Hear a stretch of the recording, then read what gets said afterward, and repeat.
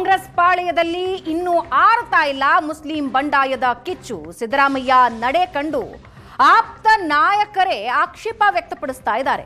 CM ಮೌನದ ಬೆನ್ನಲ್ಲೇ ಅಖಾಡಕ್ಕಿಳಿದಿದ್ದಾರೆ ಸತೀಶ್ ಜಾರಕಿಹೊಳಿ.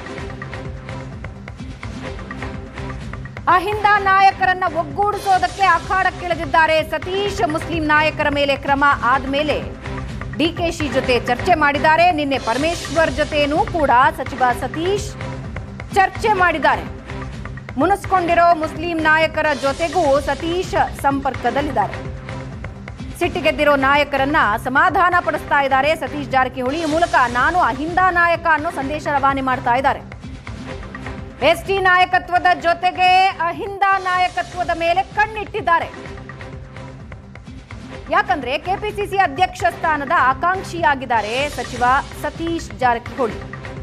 ಹಾಗಾದ್ರೆ ಸತೀಶ್ ಜಾರಕಿಹೊಳಿ ಲೆಕ್ಕಾಚಾರ ಏನು ಅಂತ ನೋಡೋದಾದ್ರೆ, ಕಾಂಗ್ರೆಸ್ನಲ್ಲಿ ಸತೀಶ್ ಎಸ್ಟಿ ಸಮುದಾಯಕ್ಕೆ ಸೀಮಿತ ಅನ್ನೋ ಮಾತಿದೆ.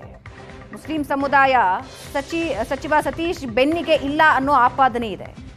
ಸಿಟ್ಟಿಗೆದ್ದಿರೋ ಮುಸ್ಲಿಮರನ್ನ ಒಂದು ವೇಳೆ ವಿಶ್ವಾಸಕ್ಕೆ ಪಡೆದ್ರೆ ಕಷ್ಟದ ಸಮಯದಲ್ಲಿ ನಮ್ಮ ಜೊತೆ ನಿಂತ್ರು ಅನ್ನೋ ಸಂದೇಶ ರವಾನೆ ಆಗುತ್ತೆ.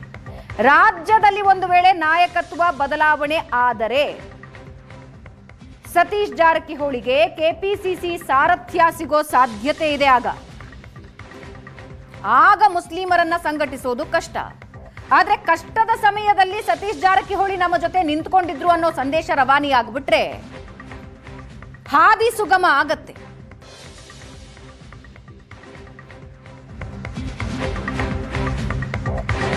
ನಾವು ಅಲ್ಪಸಂಖ್ಯಾತರ ರಕ್ಷಣೆಗೆ ಮುಂದಾಗಿದ್ದು ನಿಜ. ಮುಸ್ಲಿಂ ಬಂಡಾಯದ ಬಗ್ಗೆ ಸಚಿವ ಸತೀಶ್ ಜಾರಕಿಹೊಳಿ ಹೇಳಿಕೆ ಇದು. ಮುಸ್ಲಿಂ ನಾಯಕರ ಶಿಸ್ತು ಕ್ರಮದ ವಿಚಾರವಾಗಿ ಡಿಕೆಶಿನ ನಾನು ಭೇಟಿ ಮಾಡಿದ್ದೀನಿ. ಇಬ್ಬರು ಭೇಟಿಯಾದಾಗ ರಾಜಕಾರಣ ಚರ್ಚೆ ಆಗುತ್ತೆ ನಿಜ. ಸಂಪುಟ ಪುನರ್ರಚನೆ ನಮ್ಮ ಕೈಯಲ್ಲಿಲ್ಲ, ಹೈಕಮಾಂಡ್ ನಿರ್ಧರಿಸುತ್ತೆ ಅಂತ ಬೆಳಗಾವಿಯಲ್ಲಿ ಸಚಿವ ಸತೀಶ್ ಜಾರಕಿಹೊಳಿ ಹೇಳಿಕೆ ಕೊಟ್ಟಿದ್ದಾರೆ.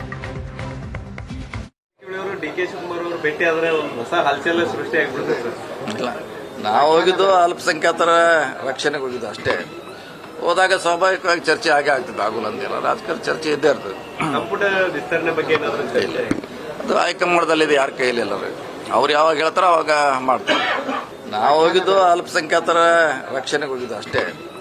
ಹೋದಾಗ ಸ್ವಾಭಾವಿಕವಾಗಿ ಚರ್ಚೆ ಆಗೇ ಆಗ್ತದೆ, ಆಗುಲ್ಲ ಅಂದಿಲ್ಲ. ರಾಜಕಾರಣ ಚರ್ಚೆ ಇದ್ದೇ ಇರ್ತದೆ. ಸಂಪುಟ ವಿಸ್ತರಣೆ ಬಗ್ಗೆ ಅದು ಹೈಕಮಾಂಡ್ದಲ್ಲಿದೆ, ಯಾರ ಕೈಯಲ್ಲಿ ಇಲ್ಲ. ಅವ್ರು ಯಾವಾಗ ಹೇಳ್ತಾರೋ ಅವಾಗ ಮಾಡ್ತಾರೆ. ಸತೀಶ್ ಜಾರಕಿಹೊಳಿ ಅವರು ಡಿಕೆ